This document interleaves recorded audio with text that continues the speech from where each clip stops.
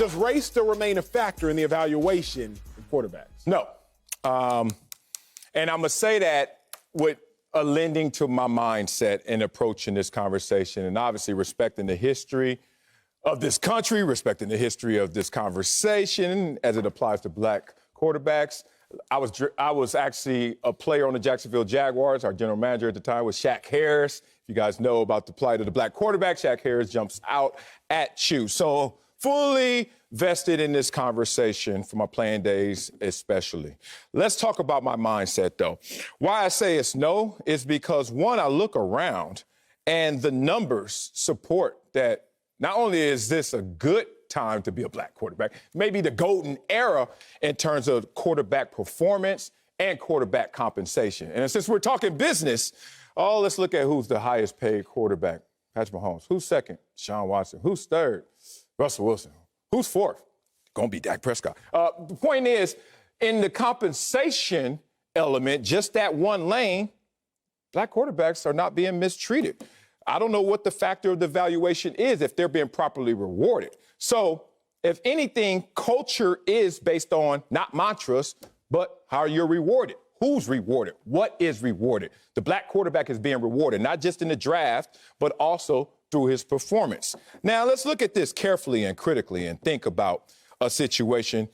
Anytime in life you have to squint for it, be careful, because you might be digging for it, and it may not be present. I'll use that as an example because I look at any situation I'm ever in, including this one, and I look at it through the bell curve. I look at it simply as 80, 10, 10. And in this situation, I think 80% of the time, it's not even a conversation, it's not even noticed, implicit bias, explicit bias. And then there's 10% of the time where somebody is looking at it in a great way, like, anti-racist, as you always talk about. And then there's 10% of the time where maybe someone is looking at it the wrong way. And in that situation, I think that's where we're trying to find right now, that 10%. We're trying to find when are the opportunities where we have seen racism still a factor in the NFL experience. But from my perspective, present day, looking at the opportunities, looking at how they're rewarded, look at how they're marketed, look at how they're compensated, I just don't see it anymore. I disagree with you, big dog. Okay. I do think race is still a factor in the evaluation, but I think so on both ends, right? Let's talk about the number one overall pick last year, Joe Burrow.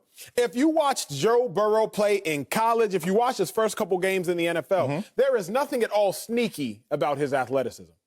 But whenever you hear, and don't take my word for it, just simply type in Joe Burrow, sneaky athletic, that's instantly on his scouting reports. That was what was said by so many play-by-play and game announcers. He's sneaky athletic. Why is sneaky? Because if he was black, at least in my opinion and experience playing the sport, there would be nothing sneaky about his athleticism. We also have one of the top TV personalities in the game not too long ago, Marcellus, I think it was 2 or 3 years ago, and describing Dwayne Haskins, said he was a runner. Dwayne Haskins, 50 passing touchdowns out of Ohio State, 8 interceptions. Ain't nothing running about Dwayne Haskins, but he was described as a runner by one of the top TV people in the industry. Yeah.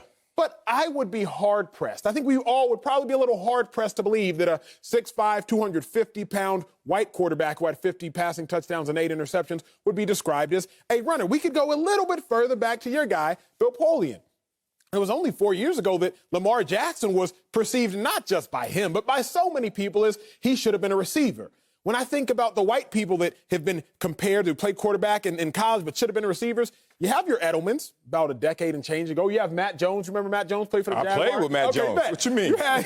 You have Matt Jones, but it's not nearly the frequency that you hear even as recent as Lamar Jackson, who, by the way, was a unanimous MVP at the quarterback position and led the NFL in passing touchdowns.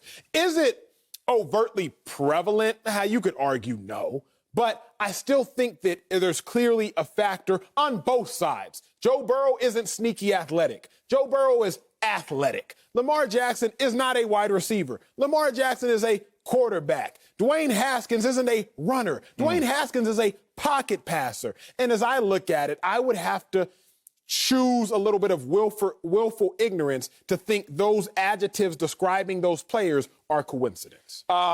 Here's the thing. I don't believe that they're a coincidence. I think what you're miscalculating in those situations is what are they in terms of their greatest attribute? And then what is secondary in that attribute that needs to be highlighted, so therefore you start to say sneaky athletic because you didn't see that at first. I give it to you like this. I remember when Julius Peppers was coming out, and I remember looking at him, former basketball player, and I was like, that is special. And I couldn't believe how many people were pushing back. Nah, you know what? He's kind of sneaky with his athleticism. He never sweats when he performs. Doesn't seem like he's fully exerting himself. And they were taking shots at his athleticism because he was just too cool for school. Now, that wasn't race lace, and it was funny because that was the first time I realized that I have to flip every criticism on its head. So let me tell you this. Growing up, I realized that it was weird that when black people had an issue with me, it was just hate. Like, oh, they hating on you, Marcellus. Oh, they mad at you. But then when a white person had an issue with me, oh, they racist. I was like, no, it's the same issue. But why is it okay for the black person to get the exemption card, but the white person not for the same thing? I'm not sticking up for either side. I'm just pointing out the irony, the interesting part of that. So now it takes me to this. In a world you're talking about where criticism comes, and is it laced with racism? Is it laced with a discrimination? I look at white analysts that criticize white quarterbacks. Lance Zierlein, when he said Josh Rosen's weaknesses were his decision-making and his post-snap reads. And I didn't hear anything about race because I guess it was intra-race. I talk about when I see a black analyst like Bucky Brooks criticize Patrick Mahomes and his ball security issues. I guess that's not racist because it's intra-race. But then when I see Bucky Brooks criticize Josh Rosen, it's still not racism, or is it? Because it's now going black to white. But when it's white to black, all of a sudden everyone's ears perk up, everyone grabs the shovel and starts digging deeper for something that may not be anything at all. I remind you, in this world, everything exists. But at the same time, if you have to go digging for it, how much of it really exists? I like your take. I will say this. I don't think that these analysts are racist. I think we throw words around way too loosely like that. Yep. But I will say, Marcellus, whenever someone is criticizing you, you have to look at what are the motivating factors of their criticism, or what are the influences of the criticism. For example, if somebody's coming to me, man, Acho, I just don't like you. Maybe they actually don't like me. Maybe they don't like me because I'm doing better off than them. Maybe they don't like me because I'm black and doing better off than them. Maybe they don't like me because I got a good head of hair and doing better off. Like, who knows what the motivating factors are? You better not say that at my house. My wife will have a fit. Good hair. What does good hair mean? But my point is, I get it. When you're looking at a white analyst, if you will, criticizing a black player, then you're wondering, hey, what is the influencing factor? Why are you wondering that? That's my thing. This is my real. Why are you still at a place where you're wondering it? First of all, my dad lived through racism. My dad was born in the 40s in Texas in the South. Trust me, whatever he experienced and all the stories I've heard and what I've experienced pales in comparison. And I don't have much evidence to offer to my dad. Without doing a lie detector test, without doing an intention test, like measuring the heart of a person, how the hell you ever gonna come up with an answer that suffices? Be real about this, man. It's a rigged argument. And it's only in what way? I tell you why. Because when Michael Jordan trades, cuts, does something wrong to a black player, it's not a headline. It's not a conversation. Now, I understand we're talking a conversation of we don't even have that many to have that example, but I'm giving you the one example that is pertinent. If Michael Jordan does anything to a black player, whatever. If a white owner does something to a black player, then all of a sudden your ears perk up. And I think people's ears perk up because what is the motivation behind the decision? Meaning, the motivation behind Lamar Jackson being perceived as a receiver is probably because he's fast, sure. It's probably because he's elusive. Sure. Yeah. It's probably because he can make guys miss in the open field. Right. Sure. All of those things are true. But I think what else would be true in that situation is because he was black. Because we have seen some white athletes that are great, elusive, all these things in the open field, but they don't get described in the same manner. So I think there's a little bit of truth to both sides. Of course. I don't think that it's like everything exists. Exactly. I don't think it's exclusive, but I think all they're saying is, does race still remain a factor? Is it the most pressing factor? No. Is it the most pertinent factor? No. Is it the 90% of the 100% of the factors? No. But is it still a factor? Yes. And if it is still negatively affecting black people, then I'm going to say, yeah, it is a factor. Because I'll say this, Sal, and this is where I'll be done with this lap. Okay. The NFL is a copycat league. Now, we're no longer talking about racism, y'all. So y'all take a deep breath, go, drink some water while watching the show, exhale. We're no longer talking about race. The NFL is a copycat league. Young offensive coaches winning, so let me hire a young offensive coach. Okay. Not even young. Offensive minds are in the Super Bowl, so let me go find an offensive mind. It's a copycat league. So if the winners at the quarterback position historically were white men, whether it's Staubach, then you want to move to Bradshaw, then you want to move to Montana, then you want to move to Young, then you want to move to Aikman, then you want to move to Favre, then you want to move to Manning, then you want to move to Brady. If they were historically white men, and we can all agree that the NFL is a copycat league, then what are you going to copy? Now we're at a place where you got Lamar Jackson, you got Patrick Mahomes, you got Kyler Murray, et cetera, and it's still a copycat league. Who are all quarterbacks trying to be right now? Oh, Jordan Love reminds me a lot of Patrick Mahomes. Exactly. Oh, Trey Lance reminds me a lot of Patrick Mahomes. But we can all agree, historically, the NFL is a copycat league. Who are we trying to copy? 6'5", white, prototypical, Google it, prototypical quarterbacks, see who comes up first. 6'5", white, prototypical quarterbacks. What's the description of the number 1 overall pick coming into the draft this year?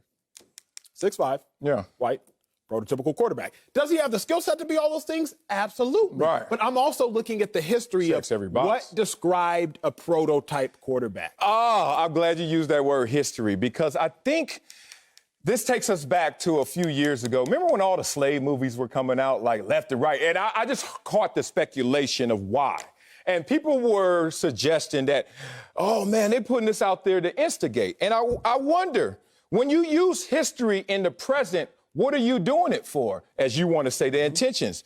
Is it to educate or to instigate? Being real. Good. Is it to enlighten or to incite men? Think about it. But are there more options? Are there more options than just those two? Here's the option. How about you call it like it is and not ignore or neglect what has happened to get you to this place, but stop standing in the shoes of those before you and start standing on the shoulders of those before you. You want to know the difference is? You're never going to walk that walk. I'm never going to live like my dad did in the 40s and 50s in the South. So for me to sit there and say, yeah, Daddy, this is still going on the exact same way it did then, I'm trying to get in his shoes. I'm trying to stand on my dad's shoulders. My dad went through that hell so I can live some of this heaven. And whatever level that is going to be decided largely by me, because obstructions, the barriers have largely been removed. If you want to talk about the NFL black quarterback conversation, I don't see any of the obstacles right now. Think about who's been drafted. Think about who's being compensated. And that's performance-based. And therefore, if it's merit-based, I appreciate it. But when it's not, that's when I have an issue. You're going somewhere. You're going somewhere phenomenal. You said educate or you said instigate. I love all those things. But I don't know if it's just educate or instigate. I think it's educate, instigate, or understand. And I'm at the space of when I use history, I try to use history to help understand the present. And when I talk about understanding the present, I use history and what was the prototypical quarterback. Throughout the course of history, the prototypical quarterback was a 6'4", 6'5", about 230-pound white guy. So then when you look at the present and you go to the 2018 draft, I believe it was, when Daniel Jones, a really no-name quarterback who paled in comparison collegiately to Dwayne Haskins, gets drafted before Dwayne Haskins. It does make you wonder why. Now, you look in hindsight, obviously Dwayne Haskins looked like a knucklehead, right? But I was a college football analyst at the time, so if you look in present-day value, 50 touchdowns, 8 interceptions, beast, complete beast. But Daniel Jones, who that? How did he get drafted before? Okay, let's go the year before. No, I'm not going to say he's sorry, but let's go the year before. Don't do that. Deshaun Watson, in the Heisman conversation the last 2 years of his college career, wins a national championship over the vaunted Alabama. But he gets drafted after a guy by the name of Mitch Trubisky, who Mitch plays at UNC. I'm not going to say Mitch was sorry in college. I won't do that. I was a college football analyst. But if you're studying Deshaun Watson and you're studying Mitch Trubisky, you do just wonder, Marcellus, what were the motivations? Now, I can tell you this. I don't wonder, but I hear you. Daniel Jones is 6'4", and he's white. I can tell you this. Mitch Trubisky about 6'3", 6'3.5", 235, and he's white. So I'm not saying that they were drafted ahead of those guys exclusively because of race. I don't think that's what it was. But when you look at what are the motivational factors, what are the influencing factors of a decision, and you ask me, does race still remain a factor, I think would be turning a blind eye. And the last thing I'm going to say keep going, is just because we've made progress, I don't know if we can be content with the progress. I think that's where a lot of America gets. Like, oh, this stuff doesn't still exist. Come on, y'all. Cam Newton was ridiculed by a Titans fan, 4 or 5 years ago because he was dancing. Aaron Rodgers discounts double checks all the time, and we laugh and we ha-ha and we kiki. But let Cam Newton get into the end zone and dab or hit them folk, then he gets a whole letter from a parent saying how disgraceful and egotistical it is. That affects Cam Newton's life. Lamar Jackson, he proved to everyone he is a capable quarterback. He won the Heisman playing quarterback. But Lamar Jackson gets told, hey, big dog, you should be a receiver. To the point where, let y'all forget, Lamar Jackson didn't run the 40 at the combine. Because you know what he wasn't about to let y'all do? See how fast he was. See how fast he was? I'm like, oh, yeah, we going to make him a runner. Yeah. No, he didn't. He said, as fast as I am, I'm not even going to run at the combine because I'm not even going to let y'all do what y'all naturally gravitate towards. It's not a matter of racist. I think it's a matter of influence. I think it's a matter of racial bias or racial influence. Here's the problem with that. Every example you give me that is supposedly laced with race, I give a counterexample for that, and then you have no example of race. Let's talk about Jamarcus Russell. Remember that? He was coming out in the draft where he wasn't even the favorite to be selected #1 overall. If people don't remember, it was Brady Quinn.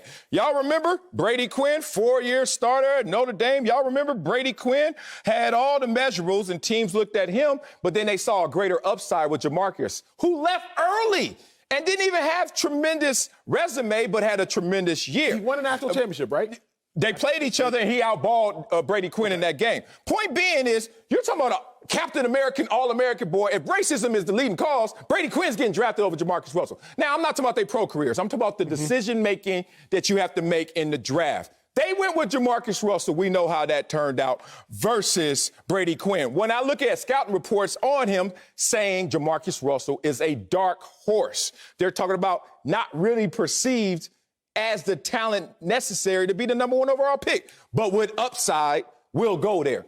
No race there. Okay, let's go to you, Acho. Let's be real about this. Because, Acho, when you look at a guy like Carson Wentz and his fall from grace, we are on his head, black and white analysts. Oh, nothing saving him?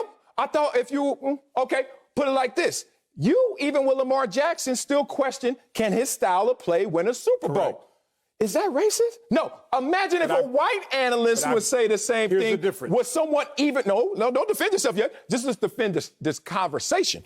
What if a white analyst kept harping on that style of play? Someone, as you said, will all of a sudden want to go to the intention of the same white analyst that is echoing what the black analyst says and then sit there and say that may be race-laced? I don't know. That doesn't make sense to me. Here is why I try to never use a lazy narrative. Okay. Because people call quarterbacks running quarterbacks. And I'm like, what does that mean? Yeah. What's the definition of a running quarterback? So before a show months ago, I'm like, nah, I'm not going to ride with this lazy narrative because Steve Young, he ran a lot, had a lot of rushing yards. Russell Wilson, he runs a lot, has a lot of rushing yards. Lamar Jackson, he runs a lot. He has a lot of rushing yards. So I said, let me figure this out analytically. Let's remove race from it and figure it out analytically. When I broke it down analytically, Lamar Jackson had 2,700 passing yards this past season. He had 1,000 rushing yards this past season. So I'm not talking about race. What I'm talking about is Lamar Jackson has a 2.7 to 1 passing to rushing ratio. For every 2.7 passing yards, he has 1 rushing yard. When we look at Steve Young, disregard his race. The year he won the Super Bowl, he had 13 passing yards for every 1 rushing yard. So for me, I don't use the lazy narrative of, well, Lamar Jackson, he is a running quarterback, because I go further into my details. Because when you start to get lazy and just say the utterances of, Lamar Jackson's a running quarterback, well, then yeah, that sounds ignorant. And that could be lazy. And we live in a society where if a white person says that, what's your motivation? So I'm not going to be lazy. I'm going to go deeper into the details and say, you know what?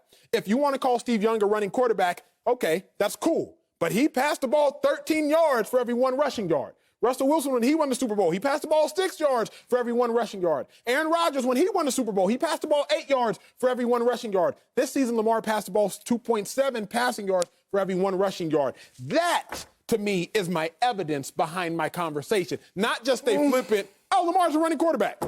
I don't know. I mean, that applies. I don't know if it applies into this conversation like it is intended to.